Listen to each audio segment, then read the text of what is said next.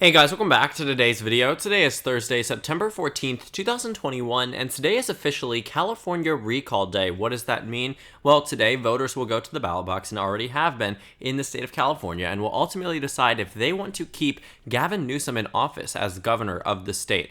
But that begs questions about the upcoming governor election in California again in about a year from now in 2022. You see, we've been making a number of videos here talking about the 2021 recall, but we've never actually discussed the full-on implications of it on the 2022 California gubernatorial race. California, which doesn't necessarily have the best history for Republicans, has had some pretty surprisingly close elections in recent history. Going back to 2010, the last time there was a major red wave year across everything, 2014 I would also say so as well, so 2010 and 2014. Looking at those elections, California actually had some pretty interesting results, which I definitely think are worth exploring. So looking at 2022, California, the gubernatorial race here, what's happening? Well, first things first, we need to take a step back. The vote on recall, we will find out by tomorrow morning if Gavin Newsom is going to be recalled as governor of the state. Polls close at 11 p.m. I will not be going live this evening. I know that may come as maybe a surprise or maybe a disappointment to some of you guys. I do apologize for that. Unfortunately, our student center, which I normally would have rented out for throughout the night, I will not have anymore because of COVID-19 restrictions. They are now closing at 10 p.m., unfortunately. So that restricts me in that regard. I cannot use my bedroom right now. I live with 3 other people. It is very difficult, and my laptop is set up in the common room, and it would be very difficult. So next time, by November 2021, I hope to have a more dedicated area, maybe somewhere in the Institute of Politics at the Kennedy School. Expect some work with that. I also do have a very interesting announcement. I'm out now going to be working as a liaison for Sarah Gideon. So that is also something that is a part of my academic adventure here at university. So looking at 2021, I just got derailed. I don't know why I did it. I apologize for that. The recall election here, Gavin Newsom is the governor, and what's happening today is that Gavin Newsom is pretty much going to be solid. He, by my estimations, is going to be safe by around 18 points in terms of the recall effort. It might get closer than that. It might expand larger than that. I really don't know. Obviously, I'm not someone who's in California right now on the ground. Joe Biden visited the state yesterday, really trying to drive up turnout today. All around, though, the turnout has been overwhelmingly Democratic, partly due to the fact that that is mostly mail-in votes. We have started to see an increase in Democratic turnout on the in-person early days, but early voting, mail-in voting is typically a Democratic endeavor. Republicans tend to vote on election day. So it all comes down to who turns out today and what's actually happening across the state. So for the sake of this video, understand and assume that Gavin Newsom will not be recalled as governor of California. I could be entirely wrong tomorrow, and I will face up to that. That will be a huge error, probably one of my largest ones, but also that's just politics. I really don't think I'm going to be wrong. I would give it maybe a 5% chance that he's recalled. My estimations, I think, are going to be okay, somewhere around there, as long as I get the recall correct. But looking at 2022, what's happening here? Has Gavin Newsom even announced that he's running in 2022? Well, the answer is no. Gavin Newsom has not formally given the paperwork or formed an exploratory committee to run in 2022, but it is all assumed. This is something that we can really expect Gavin Newsom to do, largely because he's the governor of the state right now. You typically don't run for just 1 year as governor. You can see Chris Sununu ran for more than 3 terms now. You have Charlie Baker in the state of Massachusetts, where I'm currently at, where he can run for re-election for a 3rd term and will likely win re-election. When you're in a position where you are pretty much just beholden to the state and not necessarily having any type of national implications, you typically want to remain in this position. It's a very powerful one, and it is one that is well respected across the state. Gavin Newsom has no incentive to not run for governor in 2022. Democrats might try to find someone to replace him after the recall election, depending on how it goes. If it ends up being extremely close, they might say maybe it's time to run somebody else in the regular election in 2022. What's stopping a Republican from winning a general election for 4 years? You never really know at that point. But looking at Gavin Newsom, he probably will be running for governor in 2022. But I'm more focused on the Republican side here. We have Caitlyn Jenner, Kimberly Guilfoyle, and Larry Elder as potential candidates, people who have not announced that they are running in 2022. The only one who's actually announced that he's running is Kevin Faulconer. Now, he's the former mayor of San Diego. He's a Republican and is a candidate in 2021. Unfortunately for him, despite his name being pretty recognizable, I would say, amongst California Republicans, he isn't gaining much traction. If you take a look at the recall replacement polls here in the state of California, there's a lot of information here. I just realized that so many people running, so many endorsements. You can see that on the replacement, Kevin Falconer doesn't actually do too well. I mean, he is polling around 4, 6, 8%, which is okay, especially in a very populous state such as California. I mean, you're talking about potentially hundreds of thousands of people knowing who you are and planning on voting for you in the primary, but it really doesn't matter at the end of the day if you're not winning the race. Larry Elder, however, is absolutely winning the race. In the most recent numbers, he's polling around 40%. Now, that is a very good number, especially amongst a candidate pool of over 40 people. So Larry Elder, as a conservative talk show host and, described as an author and candidate, essentially, he is the Donald Trump of California, I would say. They have very similar characteristics, the campaign tactics, the rhetoric. Already, in fact, there is an election fraud website that says that Gavin Newsom was kept as governor because of election fraud. Now, I don't know if Larry Elder campaign, they're the ones funding this, put this up early. Obviously, there isn't election fraud in the state of California, at least enough so to change the election results in any regard. What's happening here is that the rhetoric that was utilized in 2020 is again being utilized in 2021, and it's utilized by Larry Elder. And unfortunately for him, they released their website a little bit too early because we knew that it was going to be a fake characterization and a fake assumption that there was election fraud, but obviously I didn't think that his campaign would be, quite frankly, foolish enough to publish something so early on. It's not really a partisan thing to say that it's not fair to say that the election was rigged before the election even occurred. It's not fair to say that Gavin Newsom was kept as governor because of widespread voter fraud if the election hasn't even occurred. But again, that might have just been an error of them for publishing the website a little too early, but it does reveal a lot about the intentions of said candidate or said campaign. But again, that is completely not necessarily relevant. Well, it is relevant to 2022, but we can move beyond that. Just looking here, though, I can expect this race to potentially be a rematch between Gavin Newsom and Larry Elder. Now, right now, you're not looking at a one-on-one matchup. A one-on-one matchup actually brings me back to 2018 between John Cox and Gavin Newsom. Now, this was actually a good showing for Republicans, believe it or not. Republicans may have only gotten 38% of the vote, but it's a good showing for them in the regard that they don't typically win this amount of support. Donald Trump received 33% of the support in 2016 and 2020. So the bar is set pretty low. Republicans typically just don't do as well across the state. And Gavin Newsom was running in a blue wave year. I mean, if California only went to Gavin Newsom by 22 points in a blue wave year, it questions what happens in a red wave year. And that reminds me of 2010. This was an election in which Jerry Brown was returning as the governor, so he wasn't the incumbent, but he certainly had a lot of statewide recognition. He ran throughout the 80s and 90s.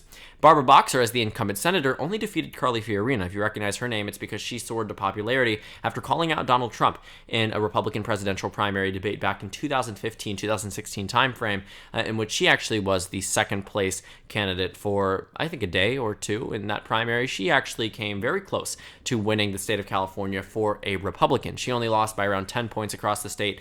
Jerry Brown only won by around 12, 13 points. And while that isn't something that in a swing state we would say is barely a victory, in California it absolutely is. If you take a look at the electoral history of California in 2008, you will see that Barack Obama only won the state of California by 24 points. So for that to cut in half effectively in 2 years is very important to note. Now, if 2020's numbers get cut in half, that'll give Gavin Newsom a victory of 15 points today and a 15-point victory in 2022. Looking at 2018, he won by around 22 points. So this is what happens when there's a potential matchup between Republicans and Democrats. And a lot of it also, I think, was Democrats switching over to vote for a Republican simply because they did not like Gavin Newsom. The way that the state of California regular election works is not the way that this one works. There is not a first question and then a second question. There is, in fact, a preliminary primary in which California voters will decide who they want to support. And then the candidates who receive the top 2 most votes across the state of California will then advance to the November runoff election, which means that this election in 2018 had no other candidates, no libertarians, Green Party candidates, independent candidates, not even a write-in campaign was allowed. It solely, strictly allowed you to vote for either Gavin Newsom or John Cox, which sort of can explain maybe the narrowing up of the race because other people who may be inclined to vote for a libertarian or vote for a Green Party candidate or vote for a write-in or vote for an independent ended up opting to vote for John Cox. And also Gavin Newsom wasn't exactly this exemplary figure for voters across the state of California, which is why there's a big discussion about the possibility of him being recalled today.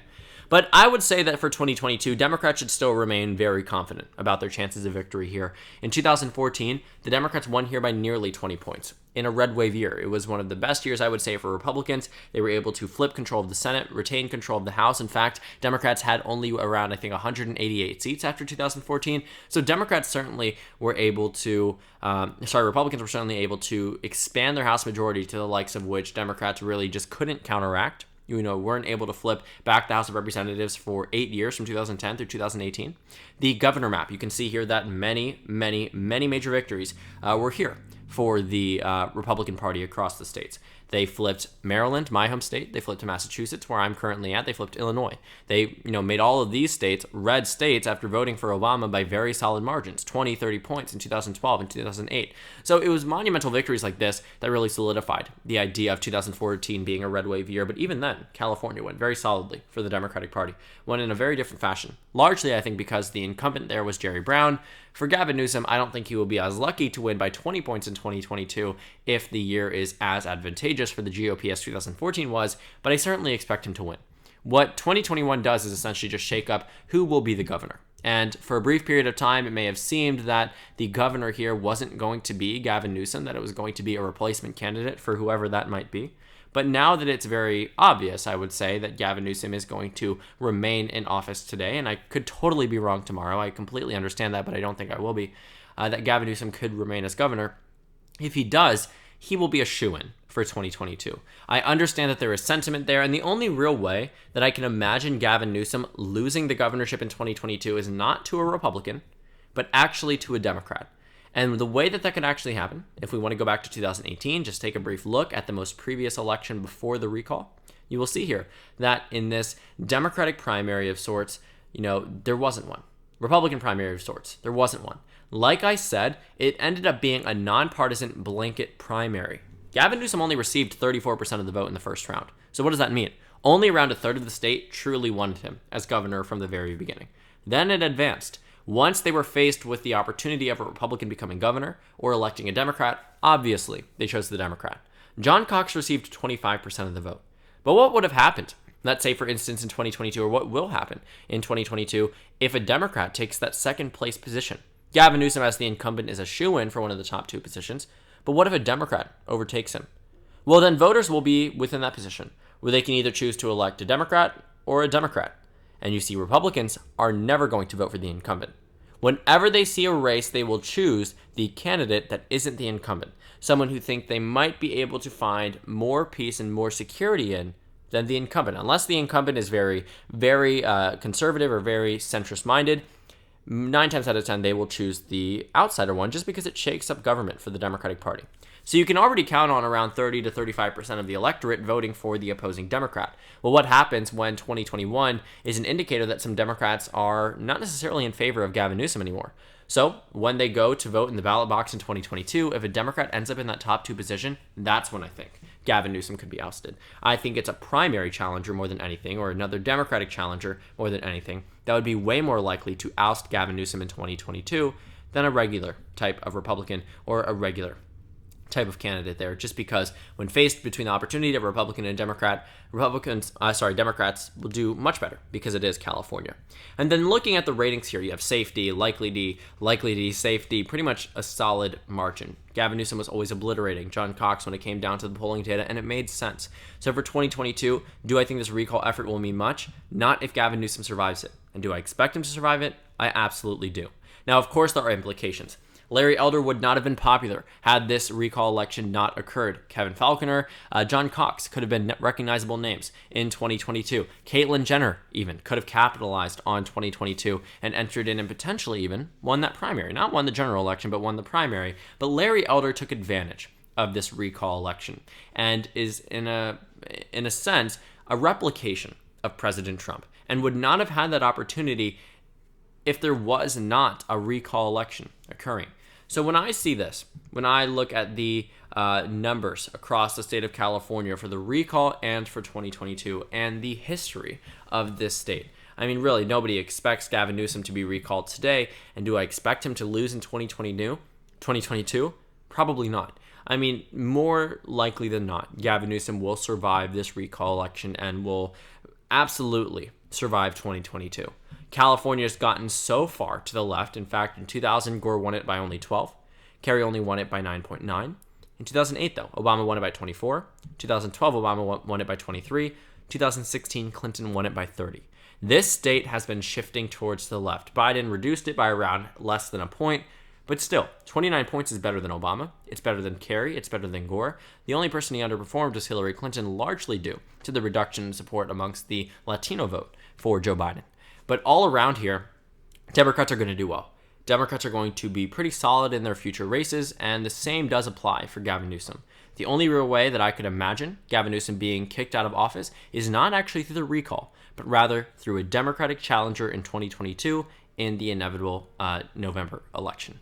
So thank you guys so much for watching this video. Make sure to comment down suggestions below. Subscribe on the left if you haven't already, and check out the Instagram and Twitter. At the bottom left of the screen, there's also a Discord server for you to go ahead and join. On the screen, there's a video you can watch, and then a playlist for my 2021 election analysis videos. Again, thank you guys so much for watching. Tune in tonight for, not on here, but on your mainstream media provider to watch the election recall results. Polls close at 11 p.m. Eastern time, so it's really exciting. Make sure you go out and vote, especially if you're in the state of California. So again, thank you guys so much for watching, and I will see you all tomorrow.